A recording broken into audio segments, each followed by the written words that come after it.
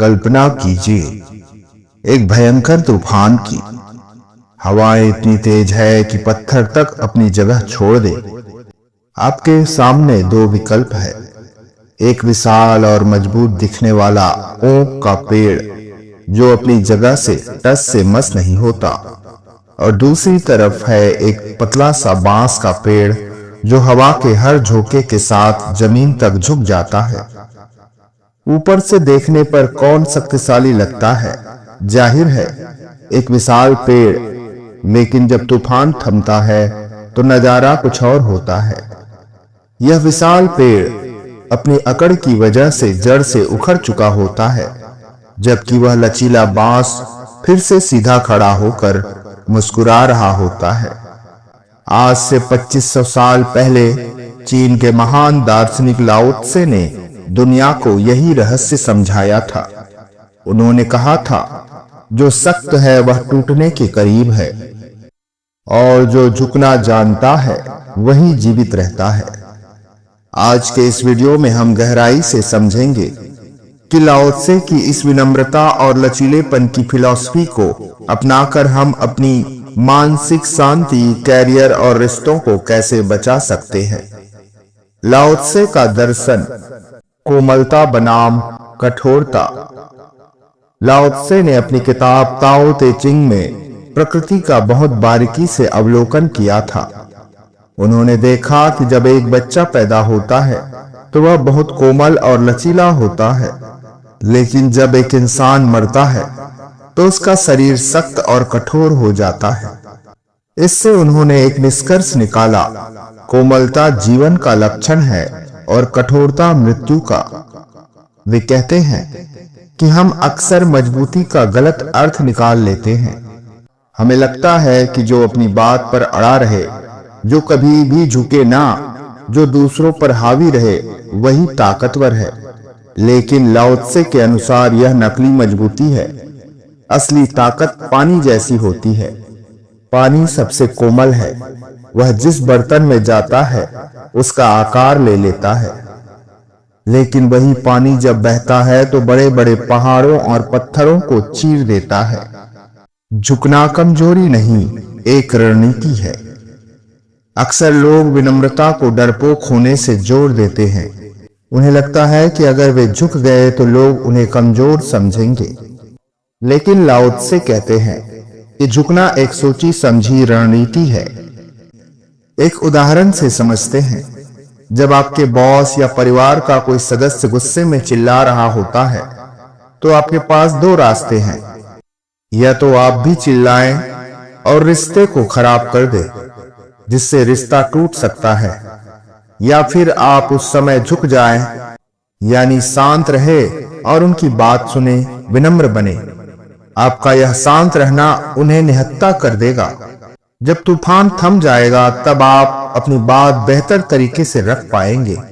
झुकने का मतलब हार मानना नहीं है, बल्कि अपनी ऊर्जा को बचाए रखना है, ताकि आप सही समय पर फिर से सीधे खड़े हो सके। अहंकार का बोझ और टूटने का डर। एक विशाल पेड़ तूफान में क्यों टूट गया? क्योंकि उसे अपनी ऊंचाई और मजबूती का अहंकार था। उसे लगा कि वह हवा को रोक सकता है। हमारा अहंकार भी हमें वैसा ही सख्त बना देता है। लाओ त्से कहते हैं, एक महान नेता वह है जो नीचे रहता है। जैसे समुद्र सबसे नीचे होता है, इसलिए सारी नदियां खुद ब खुद उसकी ओर खींची चली आती है। अगर आप विनम्र हैं तो लोग आपकी तरफ आकर्षित होंगे। विनम्रता का व्यवहारिक लाभ। विनम्रता के 4 प्रमुख लाभ जो आपको सफल बना देगी। पहला, सीखने की क्षमता। जो झुकता है वही भरता है। एक भरा हुआ गिलास और पानी नहीं ले सकता।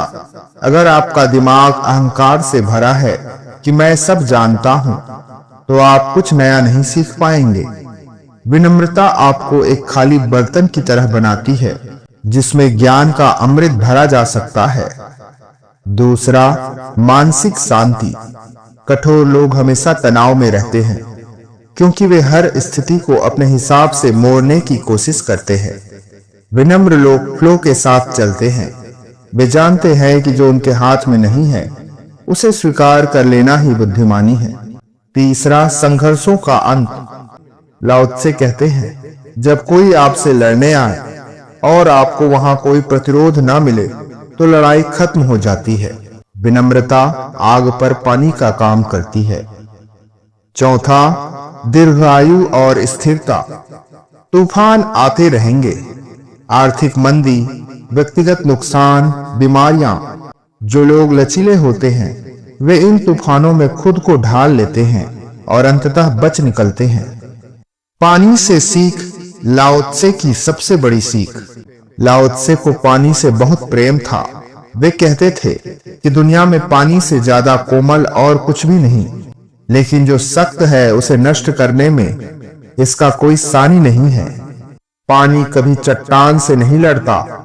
अगर रास्ते में चट्टान आती है तो पानी चुपचाप अपना रास्ता बदलकर बगल से निकल जाता है। वह अपना लक्ष्य कभी नहीं भूलता, लेकिन वह रास्ते की बाधाओं से उलझकर अपनी ऊर्जा बर्बाद नहीं करता। जीवन में भी जब मुश्किलें आए तो उनसे सिर टकराने के बजाय विनम्रता से रास्ता बदलना सीखे। आज की दुनिया में लाओ त्से की शिक्षाओं का महत्व। आज की दुनिया बहुत प्रतिस्पर्धी है। हमें सिखाया जाता है कि अग्रेसिव बनो, कभी मत झुको, लेकिन हम देख रहे हैं कि इसी सोच की वजह से डिप्रेशन, एंजाइटी और ब्रेकअप्स बढ़ रहे हैं। हम सख्त होने की कोशिश में इतने तनावपूर्ण हो गए हैं कि हम जीवन का रस ही भूल गए हैं। लाओ त्से हमें याद दिलाते हैं कि असली ताकत भीतरी होती है। जिसे खुद पर भरोसा है उसे दूसरों को दबाने की जरूरत नहीं पड़ती। वह विनम्र रहकर भी सबको प्रभावित कर सकता है। तो दोस्तों, अगली बार जब आपके जीवन में कोई चुनौती आए, कोई विवाद हो या कोई बड़ा बदलाव आए तो याद रखिएगा उस विशाल पेड़ और छोटे से बांस के पेड़ की कहानी। झुकना कमजोरी नहीं है, यह इस बात का सबूत है कि आप जीवित हैं, आप जागरूक हैं और आप में भविष्य को देखने की दूरदर्शिता है। अपनी जड़ों को मजबूत रखें, लेकिन अपनी टहनियों को लचीला बनाएं। अगर आपको लाओ त्से की यह फिलॉसफी पसंद आई तो हमारे इस वीडियो को लाइक और कमेंट्स जरूर करें और चैनल में नए हैं तो सब्सक्राइब भी करें। धन्यवाद।